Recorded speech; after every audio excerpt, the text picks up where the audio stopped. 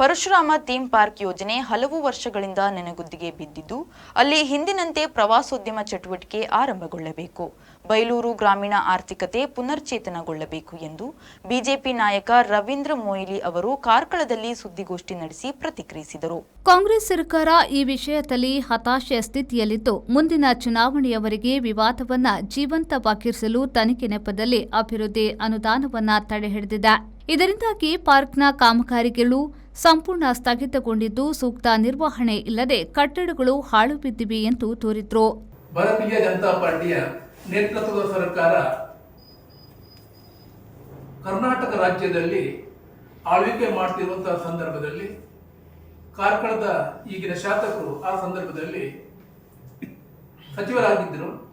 ಅವರ ಮಹತ್ವಾಕಾಂಕ್ಷೆಯ ಒಂದು ಯೋಜನೆ ಕಾರ್ಕಳ ತಾಲೂಕು ಬೈಲೂರಿನ ಉಮಿಕಲ್ ಬೆಟ್ಟದಲ್ಲಿರುವಂತಹ ಪರಶುರಾಮ ಥೀಮ್ ಪಾರ್ಕ್. ಕಾರ್ಕಳವನ್ನ ಪ್ರವಾಸೋದ್ಯಮದಲ್ಲಿ ಮುಂದೆ ತರಬೇಕು, ಆ ನಿಟ್ಟಿನಲ್ಲಿ ಉದ್ಯಮಗಳು ಬರಬೇಕೆನ್ನುವಂತಹ ಒಂದು ಮಹದಾಸೆಯಿಂದ 11.05 ಕೋಟಿ ರೂಪಾಯಿಯ ಒಂದು ಕಾಮಗಾರಿಯನ್ನ ಚಾಲನೆ ಆ ಸಂದರ್ಭದಲ್ಲಿ ದೊರೆಯಿತು. ಸುಮಾರು 6.72 ಕೋಟಿ ರೂಪಾಯಿಗಳು ಆಗಿನ ಸರ್ಕಾರ ಮಂಜೂರು ಮಾಡಿದ್ದು ಕಾಮಗಾರಿಗಳು ಆರಂಭವಾಗಿರ್ತದೆ. ಈಗಾಗಲೇ 6.72 ಕೋಟಿಯ ಕಾಮಗಾರಿಗಳು ಪೂರ್ಣವಾಗಿದ್ದು 4.33 ಕೋಟಿಯ ಅನುದಾನ ಬಿಡುಗಡೆಗೆ ಬಾಕಿ ಇದೆ. ಆ ನಂತರ ಬದಲಾದ ರಾಜಕೀಯ ಸನ್ನಿವೇಶದಲ್ಲಿ ಕರ್ನಾಟಕದಲ್ಲಿ ಕಾಂಗ್ರೆಸ್ ನೇತೃತ್ವದ ಸರ್ಕಾರ ಬಂತು. ಥೀಮ್ ಪಾರ್ಕ್ನಲ್ಲಿ ನಡೆದ ಕಳ್ಳತನದ ನೈಜ ಆರೋಪಿಗಳಾದ ಆರಿಫ್ ಹಾಗೂ ಅಬ್ದುಲ್ ಹಮೀದ್ ಬಂಧನದ ಬಳಿಕ ಮೌನಕ್ಕೆ ಶರಣಾಗಿದೆ. ಪೊಲೀಸ್ ಇಲಾಖೆಯ ಶೀಘ್ರ ಕಾರ್ಯಾಚರಣೆಯಿಂದ ಸತ್ಯ ಹೊರಬಿದ್ದಿದೆ ಎಂದು ಬಿಜೆಪಿ ಮುಖಂಡ ಸುಮಿತ್ ಶೆಟ್ಟಿಯವರು ಹೇಳಿದರು. ನಾವು ಬೆಂಬಲ ನೀಡುವುದಿಲ್ಲ. ಶಾಸಕರ ಮೇಲೆ ಆರೋಪವನ್ನು ಹಾಕುವುದರ ಮುಖಾಂತರವಾಗಿ ಅಲ್ಲಿ ಭ್ರಷ್ಟಾಚಾರ ನಡೆದಿದೆ ಅನ್ನುವಂಥ ಮಾತನ್ನು ಕಳೆದ 2.5 ವರ್ಷದಿಂದ ಫೈಬರ್ ಗ್ಯಾಂಗ್ ನಿರಂತರವಾಗಿ ಹೇಳ್ತಾ ಬರ್ತಾ ಇದೆ. ಮಾನ್ಯ ಮುನಿಯಾಲ್ ಉದಯ ಕುಮಾರ್ ಶೆಟ್ಟಿ ಅವರು ಮೊನ್ನೆ ಆರೋಪ ಮಾಡಿದ್ರು. ಅವರು ಹಾಗೂ ಸುಬೋಧರಾವ್ ಅವರು ಏನು ಪರಶುರಾಮ ಥೀಮ್ ಪಾರ್ಕ್ನಲ್ಲಿ ಕಳ್ಳತನ ಆಯಿತು ಅದನ್ನು ಮಾಡಿದ್ದು ಕಾರ್ಕಳದ ಶಾಸಕರೇ ಎನ್ನುವ ಮಾತನ್ನ ಘಂಟಾಘೋಷವಾಗಿ ಮಾಧ್ಯಮದ ಮುಖಾಂತರವಾಗಿ ಹೇಳಿದ್ದಾರೆ. ನಿಮಗೆ ನಾಚಿಕೆ ಆಗ್ಬೇಕು. ಯಾಕಂತ ಹೇಳಿದ್ರೆ ಒಬ್ಬ ಶಾಸಕರ ಮೇಲೆ ಇಲ್ಲ ಸಲ್ಲದ ಆರೋಪವನ್ನು, ಸುಳ್ಳಿನ ಆರೋಪವನ್ನು ಹಾಕುವಂತ ನೀವು ಸಾರ್ವಜನಿಕವಾಗಿ ಕೆಲಸ ಮಾಡಲು ಎಷ್ಟು ಸಾಮರ್ಥ್ಯ ಎನ್ನುವುದನ್ನು ನಾವು ಪ್ರಶ್ನೆ ಮಾಡಬೇಕಾಗ್ತದೆ. ಒಂದು ಪ್ರಕರಣ ಆದಾಗ ಪ್ರಕರಣದ ತನಿಖೆಯನ್ನ ಪೊಲೀಸ್ ಇಲಾಖೆಯವರು ಮಾಡ್ತಿರುವ ಸಂದರ್ಭದಲ್ಲಿ ಏಕಾಏಕಿ ಶಾಸಕರ ಮೇಲೆ ನೀವೇ ಕಳ್ಳತನ ಮಾಡಿದ್ದೀರಿ ಅನ್ನುವಂಥ ಮಾತುಗಳನ್ನ ಮಾಧ್ಯಮದ ಮುಖಾಂತರವಾಗಿ ಪರಶುರಾಮ ಬೆಟ್ಟದ ಮೇಲೆ ಹೇಳ್ತಾರೆ ಅವರು. ಆದರೆ ಮೊನ್ನೆ ಪರಶುರಾಮ ಥೀಮ್ ಪಾರ್ಕ್ನಲ್ಲಿ ಕಳ್ಳತನ ಆದ ನಂತರ ಪೊಲೀಸ್ ಇಲಾಖೆಯವರ ಶೀಘ್ರವಾದ ಕಾರ್ಯಾಚರಣೆ ಮುಖಾಂತರವಾಗಿ ಆರೋಪಿಗಳಲ್ಲಿ ಇಬ್ಬರನ್ನ ಬಂಧನ ಮಾಡಿದ್ದಾರೆ. ನಮ್ಮ ವಕ್ತರು ಹೇಳಿದ ಆರಿಫ್ ಮತ್ತು ಹಮೀದ್ ಅಂತ ಹೇಳುವಂತ ಇಬ್ಬರನ್ನು ಬಂಧನ ಮಾಡಿದ್ದಾರೆ.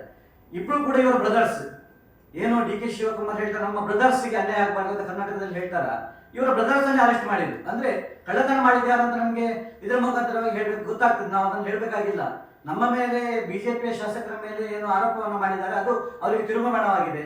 ಅವರ ಬ್ರದರ್ಸ್ ಅವರೇ ಕಳ್ಳತನ ಮಾಡಿ ಸಿಕ್ಕಿಬಿದ್ದಿದ್ದಾರೆ. ರಾಜ್ಯ ಯುವ ಮೋರ್ಚಾ ಕಾರ್ಯದರ್ಶಿ ವಿಖ್ಯಾತ್ ಶೆಟ್ಟಿ ಅವರು ಮಾತನಾಡಿ ಸ್ಥಗಿತಗೊಂಡಿರುವ 4.33 ಕೋಟಿ ಅನುದಾನ ಸರ್ಕಾರ ತಕ್ಷಣ ಬಿಡುಗಡೆ ಮಾಡಬೇಕು ಎಂದು ಆಗ್ರಹಿಸಿದರು. ನಮ್ಗೆಲ್ಲರಿಗೂ ಗೊತ್ತಿದೆ, ಸ್ವತಃ ಅವರನ್ನು ಬೆಳೆಸಿದಂತಹ ಗೋಪಾಲ್ ಭಂಡಾರಿ ಅವರನ್ನ ಶವಯಾತ್ರೆಯನ್ನ ಮಾಡ್ತಾರೆ, ಶ್ರದ್ಧಾಂಜಲಿಯ ಫೋಟೋಗಳನ್ನ ಸಾಮಾಜಿಕ ಜಾಲತಾಣದಲ್ಲಿ ಹಂಚ್ಕೊಳ್ತಾರೆ. ಈ ರೀತಿ ಒಂದು ಕೆಟ್ಟ ಮನಸ್ಥಿತಿಯಿಂದ ಅವರ ರಾಜಕೀಯ ಜೀವನ ಶುರು ಮಾಡಿದವರು. ಈಗ ಅದೇ ಕೆಟ್ಟ ಪರಿಪಾಠವನ್ನ ಅವರು ಸೋತ್ ನಂತರನೂ ಅದೇ ರೀತಿಯನ್ನ ಕಂಟಿನ್ಯೂ ಮಾಡ್ತಾ ಇದ್ದಾರೆ. ಎಲ್ಲಿ ಅಭಿವೃದ್ಧಿ ಕಾರ್ಯಗಳು ನಡೆಯುವಂತ ಕಾರ್ಯಗಳಲ್ಲಿ ಅಲ್ಲಿಗೆ ಹೋಗಿ ಕಲ್ಲು ಹಾಕುವಂತ ಕೆಲಸವನ್ನ ಇವತ್ತು ಮಾನ್ಯ ಉದಯ ಕುಮಾರ್ ಶೆಟ್ಟಿ ಅವರು ನಿರಂತರವಾಗಿ ಮಾಡ್ತಾ ಇದ್ದಾರೆ. ಪರಶುರಾಮ ಥೀಮ್ ಪಾರ್ಕ್ ಅವರಿಗೆ ನೆಪ ಮಾತ್ರ, ಅವರಿಗೆ ಒಟ್ಟಾರೆಯಾಗಿರೋದು ಕಾರ್ಕಳ ಸುನೀಲ್ ಕುಮಾರ್ ನೇತೃತ್ವದಲ್ಲಿ ಕಾರ್ಕಳ ಅಭಿವೃದ್ಧಿ ಆಗಬಾರ್ದು ಅನ್ನುವಂಥ ಒಂದು ಉದ್ದೇಶ ಅವರದ್ದು ಇದೆ.